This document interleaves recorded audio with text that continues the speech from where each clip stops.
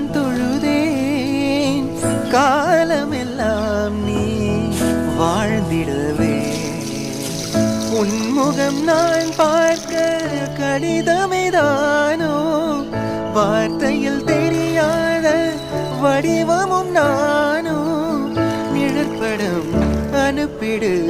என்னுயிரே நிஜமின்றி வேறில்லை என்னிடமே நலம் நலமறியாவல்